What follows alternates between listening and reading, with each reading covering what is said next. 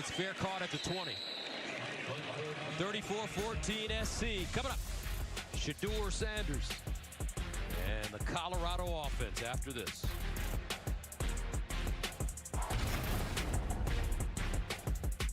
A truck is a tool, but a Ram is life. Yeah, it's the wipe the sweat off your brow sort of life. But it's also the let's load up the ATV's life. The my kids play way too many sports life. The let's find a secret spot to fish life. That looks nice. Innovations, comforts, and powertrains built to power all the lives you live. Ram. Hey! Riley from Riley's Realty. Hi. This listing sounds incredible. Let's check it out. Says here it gets plenty of light. And this must be the ocean view? Of Aruba. Huh. This listing is misleading. Well, when AT&T says we give businesses our best deal, we mean it. Even on the iPhone 15 Pro, made with titanium. Amazing. Says here inviting pool. Come on over. Too inviting. Only AT&T gives businesses our best deals on any iPhone. Get iPhone 15 Pro on us. We all work differently now. So CDW helped us deploy Mac supercharged by Apple Silicon. Built-in security protects me from malware and forgotten passwords. I've got enough battery life to get me halfway around the globe. And lower overall costs leave more money in our budget. For more practical furniture? This was supposed to be hip. No. Could you help me out? With Mac configured by CDW, a solution that works for everyone isn't just possible, it's powerful. May today be a day for golf, or at least for getting outside. May your choice of club be redeemed by your choice of hard seltzer. And may one round for the ages lead to another. High noon, sun's up. Caleb Williams is transferring to Wendy's for the new loaded nacho cheeseburger. Hold up those crunchy boys and say queso!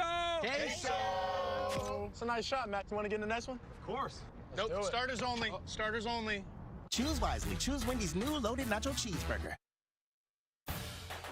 Big Noon Saturday is sponsored by Ram Trucks, America's best light-duty pickup for new vehicle quality.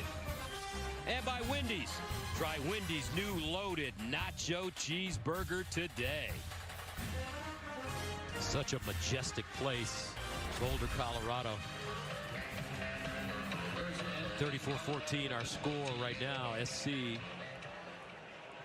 on top of the Buffaloes. Colorado, first down at the 20.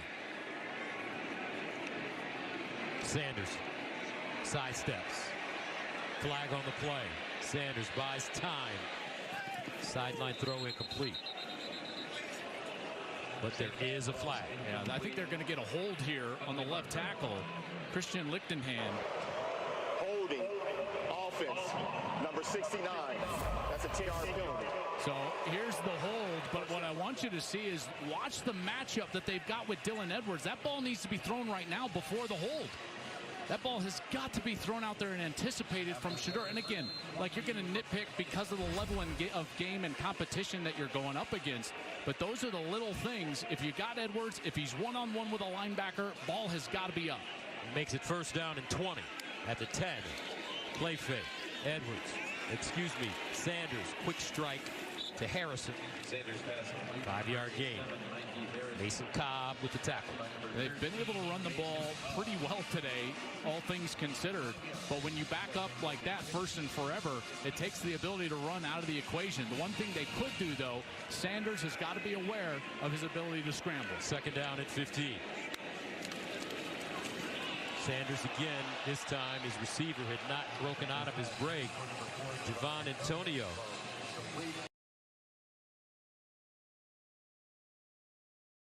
Recordings just got better. Hey, it's Dana from StreamYard. I'm so excited to announce that local recordings are now available on StreamYard. Have you ever done a recording where your guest just had terrible internet issues? They were blurry, they were freezing, you could almost hardly hear them. Well, with local recordings from StreamYard, you'll be able to download a perfect quality video from your guest after the show. This means that no matter what you or your guest's internet connection is like, you'll be able to download the perfect high quality recording every single time. You can also download both a separate audio and a separate video file for the hosts and guests. Now, with StreamYard, you can have freeze-free, studio-quality recordings on any connection, anywhere in the world. You can choose to download them, stream them later, or edit and repurpose them. It's your turn to test out local recordings today, now available on StreamYard.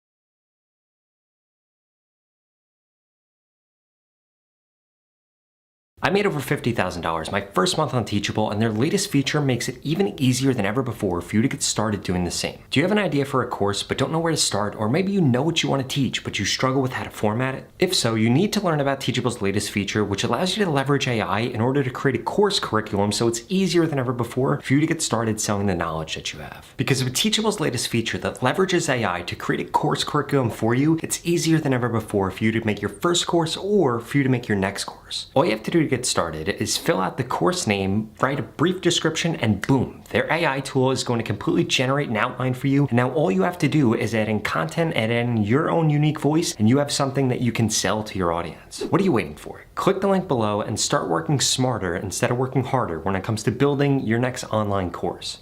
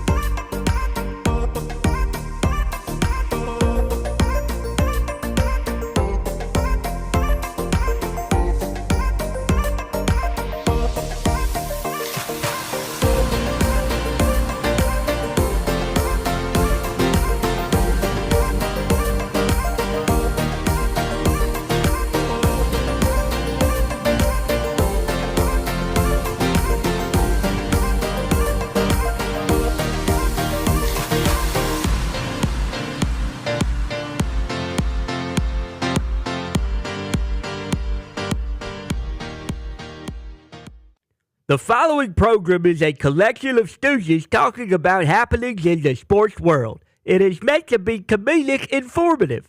The opinions expressed on this show do not necessarily reflect the beliefs of their peers, their boss, or ESPN. There may be some cuss words because that's how humans in the real world talk.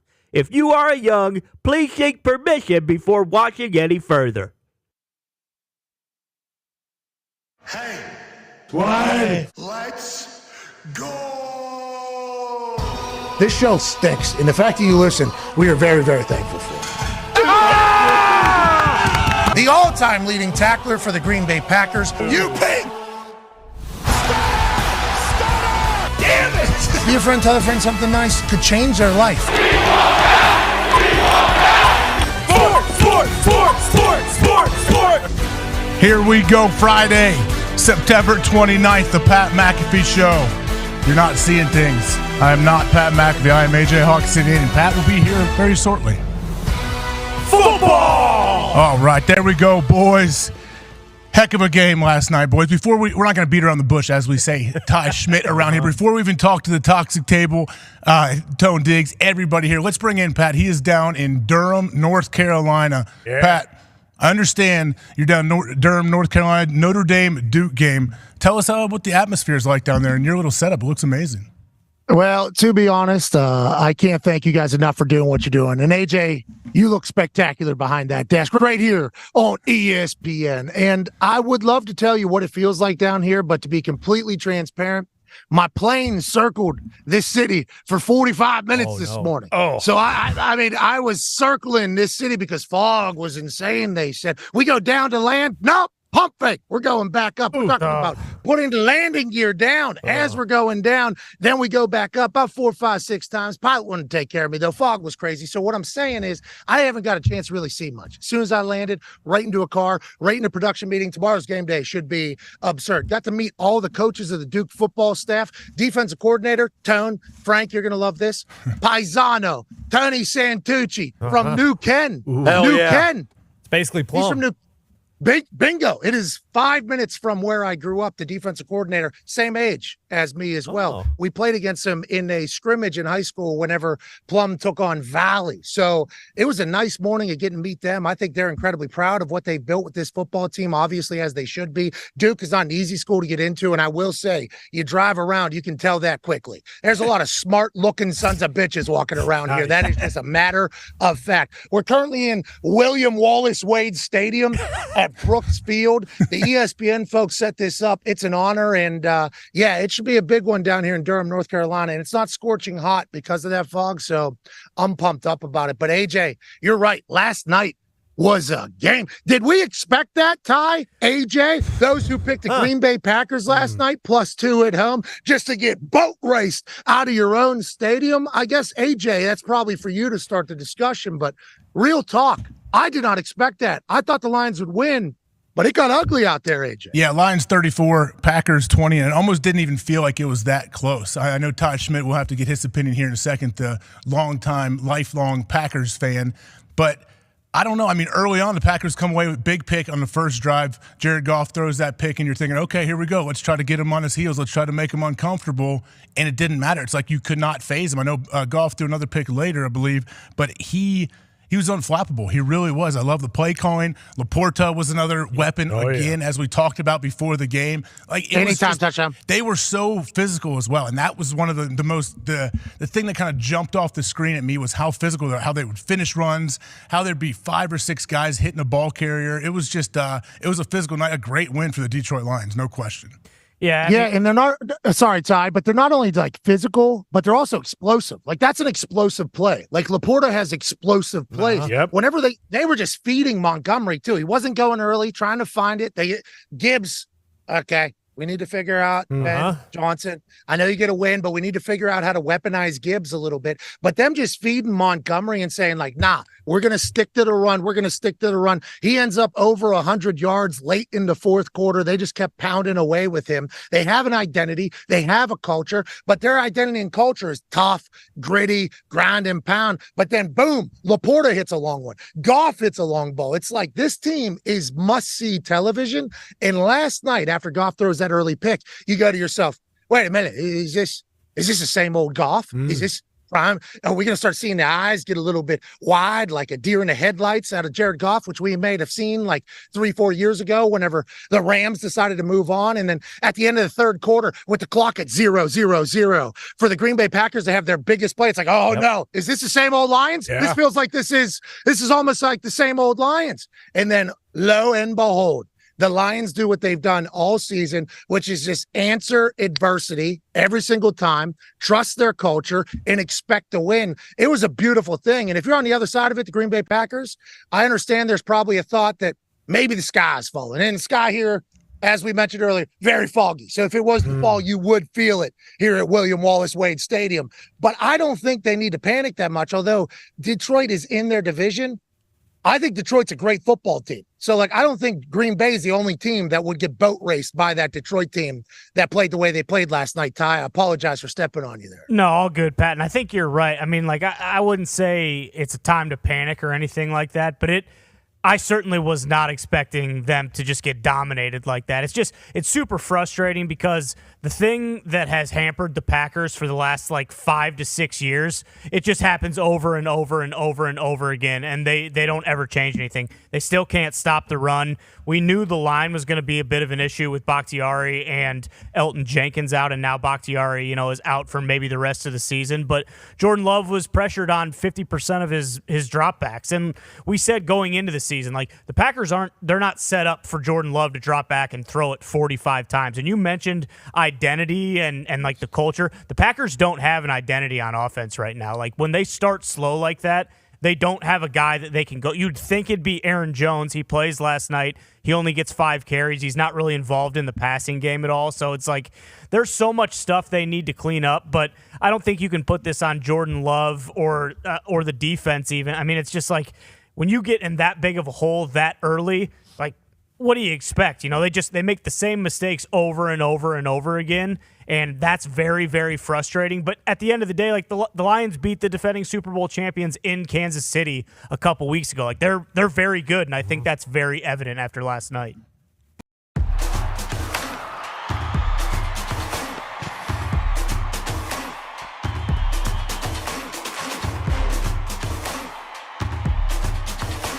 Get DirecTV with a 2-year price guarantee.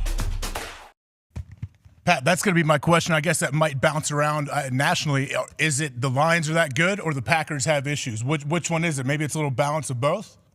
Well, I mean, if you listen to LaFleur talk afterwards, I don't think LaFleur thinks it's all hunky-dory, with the what he's got popping off. AJ, I think we have a video of his press conference. Let's run that video, Foxy.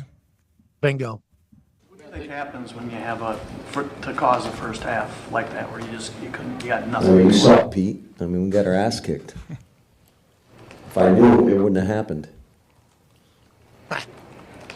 Matt, they didn't blitz until the That's a last. BS question, man. Yep. So what exactly was the question? Do we know? What happened in the first half?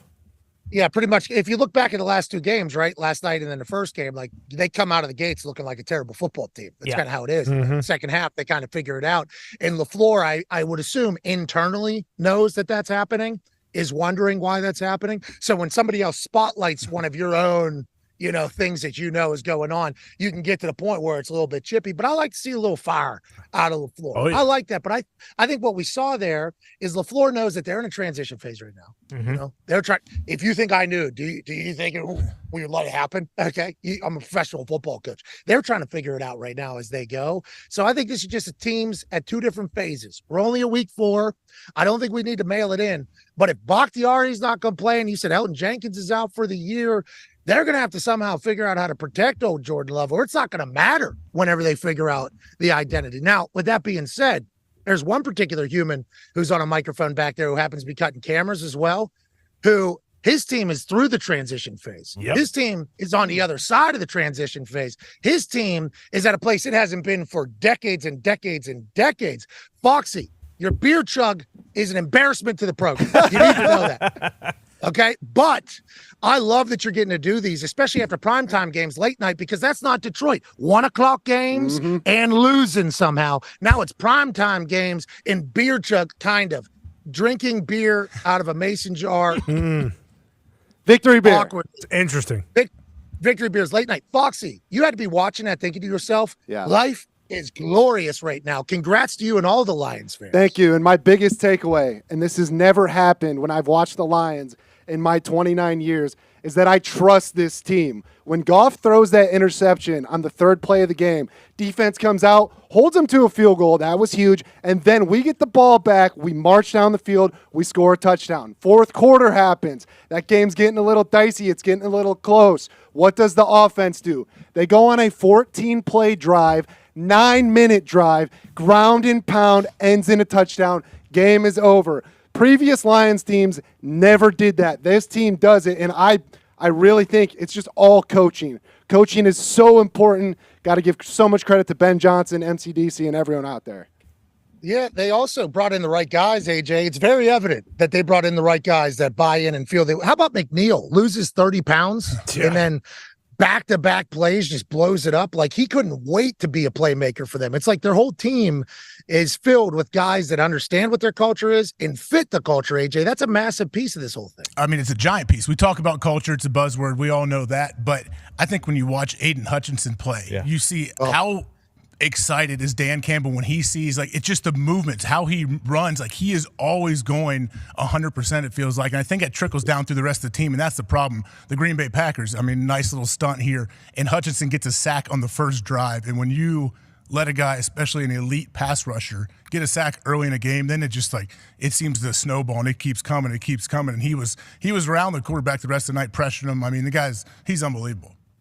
Connor, what was that dance there? Do you know? I'm not sure what that dance was. I think it was like a hype boy kind of new Detroit Lions thing. I was a fan of it, to be completely fair. But, with the coaching aspect of it, obviously, the Packers, it's arguable how it is with them. I am, wondering why LaFleur didn't lead off with, I want to see my team go out there and fight. I don't know why he didn't do that at the start of the game instead of halftime, but also maybe he's still trying to figure that out. With the Lions D-line, it's just absurd how much pressure they get with just 4-man. Like Ty mentioned, he was pressured on 50% of his dropbacks. I think in the first half, they didn't blitz one time. So, like, them being able to do that, like, I don't think there's any O-line or team out there where if you're missing your two best offensive linemen and you're going up against the Lions defensive line, you really don't have a chance because of how good they are and how fast they are.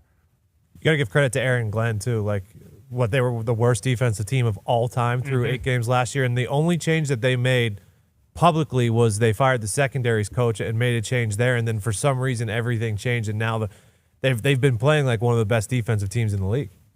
That guy must have been such a terrible coach. I mean, I don't want to throw anybody under the bus, but like, how come that guy gets fired and then everything changes? Because the second half of the year, I think they were giving up the least amount of points throughout the entire season, and then this year, I mean, they haven't been in the discussion. We've said, it's Dallas Cowboys defense, best in the world, Craig. I said that. And then you have the San Francisco 49ers defense. It's like, hey, this defense, they might be the best in the world. And then now it's like Cleveland Browns, right? They've only allowed four red zone snaps all season. It's like the Browns defense might be. We need to talk about the Lions defense. And it's not even just a, what have you done for me lately conversation. It's like the last 10 games, this Lions team has just been completely different. And if it wasn't for who? The Vikings screwed you guys last year. Who was it? Seahawks. Yeah, the Seahawks. Seahawks beat the Rams in the final game right before that Sunday night football game against the Packers. So if it wasn't for the Seahawks, it's like, who knows what this Lions team does in that playoffs last year? Like now that we're seeing how they're playing right now, they were rolling then. It's like, man, the ceiling's the roof. As they like to say. What about for Jared Goff, though? What do you think his future looks like? What is his contract situation like, A? And I know people say, he has proven that he is the quarterback for the foreseeable future. What does that mean? How many years is that? I don't know, because he already got paid, too, which is, like, the good thing. Who knows if, he wants to – I'm assuming he wants to stay in Detroit, but, yeah, he could probably do, like, the Kirk Cousins thing almost. Just kind of go year by year if he wants, or do, like, a 3-year. He has one season left after this. He has one season left after this. He's making looks like $31 million, which is actually – it used to be a terrible contract, which is now kind of a great contract because everyone else is making $50. But I thought I heard news and rumors that they were trying to work on an extension for him this offseason. It didn't get done, but with one more season, I assume this upcoming offseason, they'll try to get something done. I would assume.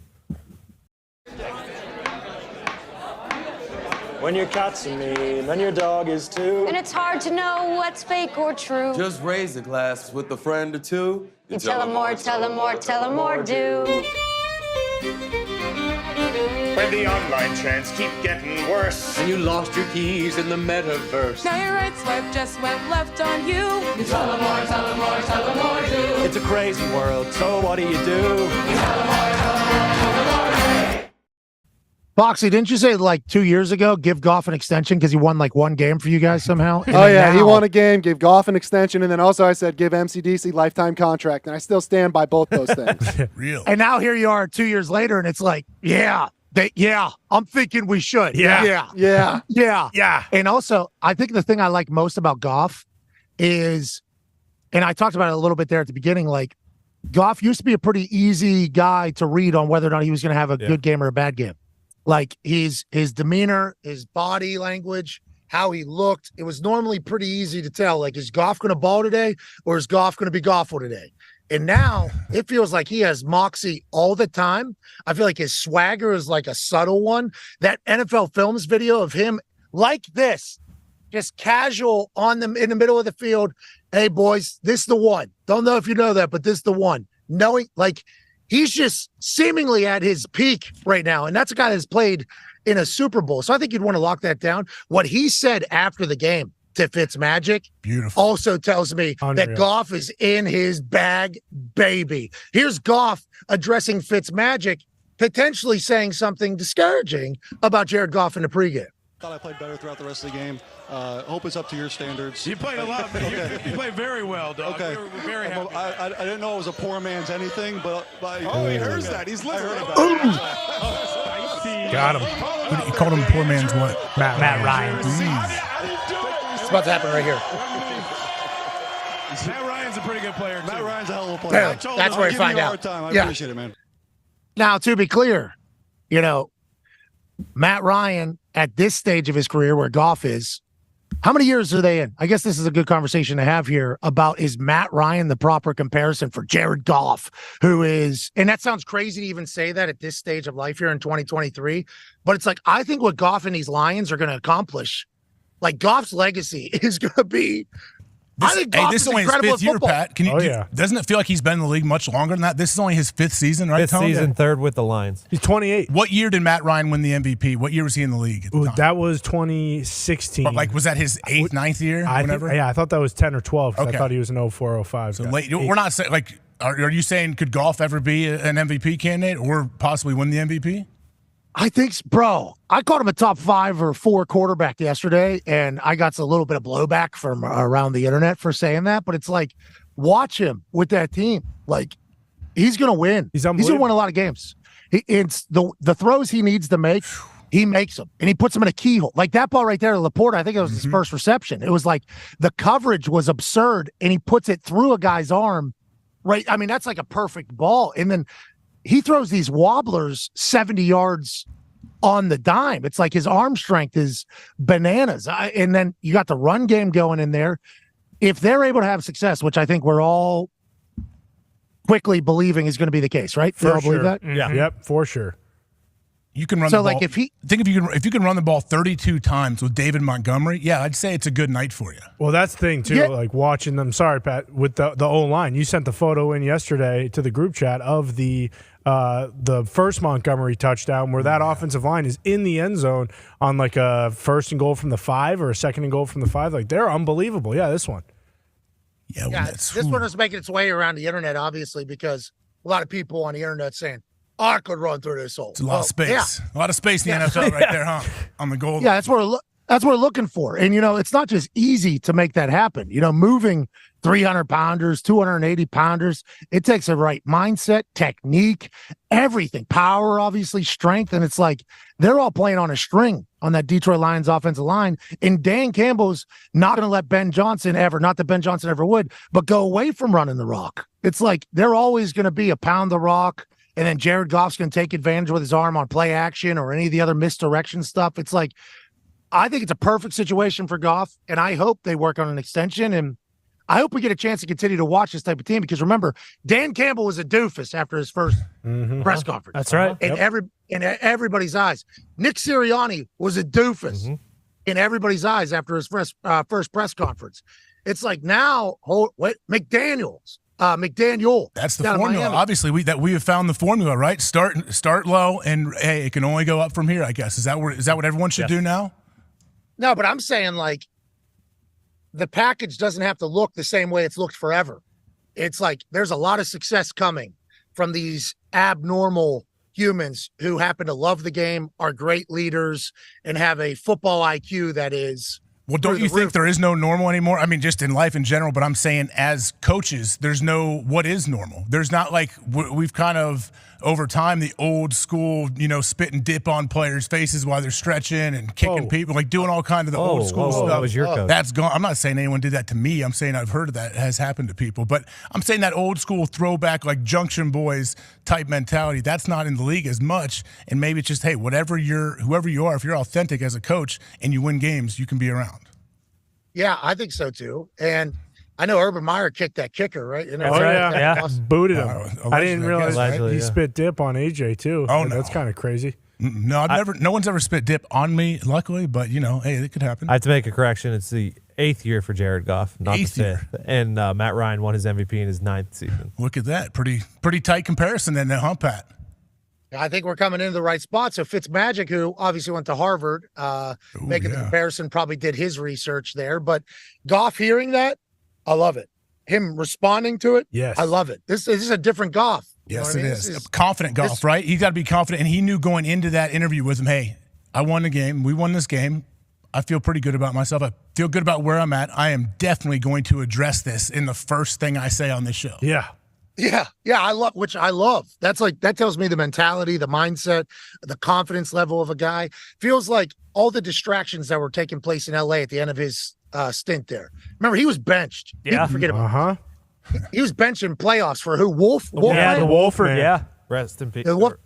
Not rest in peace, but yeah, you get it. Almost. Yeah. I mean, he broke his neck in that game. That's the only way Goff got back into that game. He was like the third string quarterback for the Rams in the playoffs while being active, and Jared Goff was. Yeah. And then Mexico happens. He gets kicked out of town to Detroit. I'm sure Goff was at a point where he was like, "What the is go?" You know what I mean? Oh, like, yeah. Probably questioning everything. Probably questioning everything about it.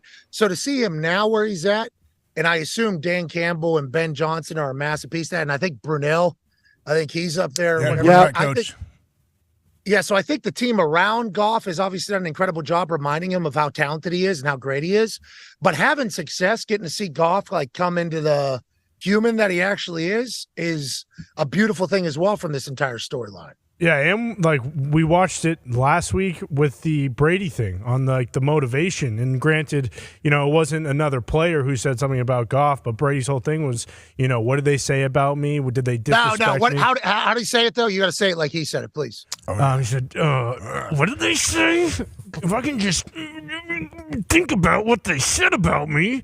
And that's basically what Goff was doing with Ryan Fitzmagic. Like he genuinely heard that. And then instead of, responding or acting in a certain way, he got pissed about it, was like, okay, I'm going to go out on Thursday Night Football after I already did against the Chiefs and basically tell this guy to go himself. Mm-hmm. And that's basically what you want in a quarterback like that. And it's absurd to think where he was. Like you just mentioned it. I don't think anybody thought that the Lions were going to be like this after the Rams trade. Like we always talk about who wins the trade, and obviously the Rams won a Super Bowl. I don't think there's a different or another, scenario where you can actually look and say, no, both teams won this trade. Not only did the Lions, get Goff and he turned into their guy, the Rams won the Super Bowl. And I mean, you're talking about the offense in an MVP caliber season. If Jameson Williams comes back and he's just unbelievable and he was the guy that he was at Bama, Goff might throw for 30 touchdowns this year, and it's going to be the quietest 30 touchdowns because it's the Lions, and there still will be in that back of your head, at least for me. It might be different for you guys. There still will be in the back of your mind like, hey, are the Lions still going to Lions at the end of this? Well, what do they have to do to change that, though, if in your head and other people that may have that? Win in the playoffs. Win one playoff game, and that's the monkeys off the back. That's all we need. One playoff game. Anything after that, cherry on top. I just need to see one win in my 29 years of life. That's it. How about like Dan Campbell? And I don't want to, bury anything or anybody, but like from this college football world, I got a chance to learn like some of the expectations in some of these schools is like, hey, we're winning a national championship. Okay, that's what we were winning a national championship here. So if you win one fluke or lose one fluke game like week 4, season's already over. For the rest of the season, you're just gonna have to deal with people wanting to get you fired. And then there's some coaching jobs that you get in. It's like, hey, you win 7 games here, 8 games here, like you're gonna be a hero. Like they're gonna have a parade for you literally down Main Street. They haven't done this in that long.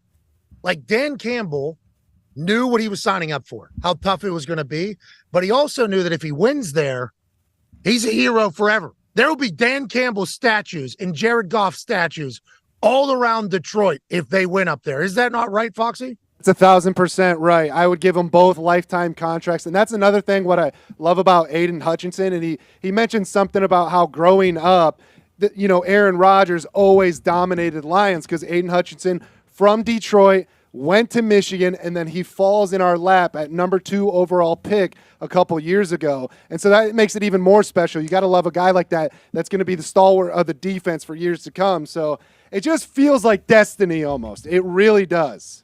Oh, yeah. Football gods. Football gods, exactly. Blessing Detroit.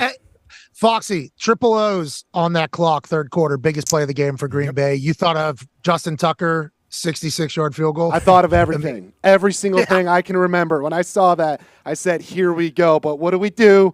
14 plays, 9-minute drive, ground and pound. There's nothing better as a fan to watch your team just pound the hell out of the other team on offense and defense. It's unbelievable. at their house. And you know who else loves that? Goff. When Goff gets the play call, and it's like, all right, run to the left.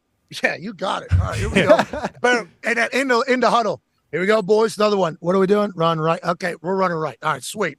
Boom. All right, how many times are we doing this? 10 out of these 4. We are going to take this game over. It's not the first time they've done this either. This is Detroit's MO. That 4-minute offense that everybody talks about ending games where you're just trying to matriculate your way down the field, a lot of running. A lot of people fail at that. It's just, I don't know what the percentages are. We should look into that. Those 4-minute offenses seem to fail much more often than they're ever successful. It's like Detroit has almost made like their MO off of like, nah, we are the 4-minute offense. Week one, they did it against the Chiefs. Week 3 against the Falcons, and then last night we saw it. They were all game-clinching drives, and you just love that. That's why I trust this team versus old teams in the past. Foxy, let's run that Dan Campbell video. We got some Dan Campbell post-game, Pat. I think people, anytime we have him on camera, we need to show him. Bingo. You guys went and earned that win. Yes. Everything about it, man. That's one. That's 2 in a row, and it's a conference win, gentlemen. Great. We're 3-1 at the quarter. Yep. Man, the sky's the limit. We keep playing defense the way we're playing, and we control the game on offense. We control the game on offense. We can do whatever we want to do, man, but we can never lose this. We can never lose this. It is a team ball. Who said that? Oh, team ball. There ain't no doubt. Let's go. That's an outstanding win, man. I'm so proud of you guys. That's one, man. That is one division win. You guys get your rest, enjoy this break, and earned it, and then we move on and we get ready for Carolina after this. Oh, yeah. Hey, how about that defense today, boys? Yeah. Good leader right there. Keep doing this. It's just a start. Keep doing this. Know who the we are. Let's go. Win on 3, 1, 2, 3. I like that. Yep. I like that. I like that. I didn't see that video. I just heard Goff drop 3 F-bombs in about 4 seconds. Uh-huh. Is that what I heard? Yeah. Oh, yeah. You guys Correct. Heard? And then Dan Campbell, I think he was saying the F-dash word too. You know what I mean in there? A lot of them. That vibe. Let's go. Is this the new America's team? AJ Hawk. I mean, that's America's team. Dan Campbell. You heard him right there. He said, remember this, and that's true. Like any moment, you can go. If you as a team can go into somebody's house and beat them, night game, prime time, Thursday night, Amazon Prime Video, feels pretty darn good. It really does. So why not? In front of their wife and kids, right? Oh, man. Yeah. You mentioned it, Pat. Like they're not winning ugly either. No. Like this, they are almost like must-watch TV right now because they're so physical on defense and they get after the quarterback so much. And then on offense, it really does feel like they can score on every possession. Like they are incredibly fun to watch. Like there are some teams and the Eagles right now, for instance, like they're undefeated, but they're kind of winning ugly. They're not super flashy. Like the Lions go out there and like they are an incredibly exciting brand of football. They're not quite the Chiefs, but it almost feels like in terms of how they play, they're the NFC's counterpart to the Chiefs. Shop everything you need during Specs' Tailgate Essential Sale. Cheers to savings. Yeah, I was when you watch their offensive line, Frank Ragnow. Every time I would zero in every once in a while and try not to watch the ball, and I'm like, I'm going to watch this offensive line, Sewell, everybody. And Ragnow, it all starts with him, I feel like, at the center position. Oh, yeah. Watch him if you want to see a guy that when I watch him, he makes me think like, dang, this guy loves football. He enjoys being super physical. He enjoys getting to the second level. Like, I don't know. When you have a center like that, as we see Jason Kelce with the Philadelphia Eagles, we talk about him all the time. But I think Ragnow is one of those guys that is just ascending and continuing to get better and better. And he's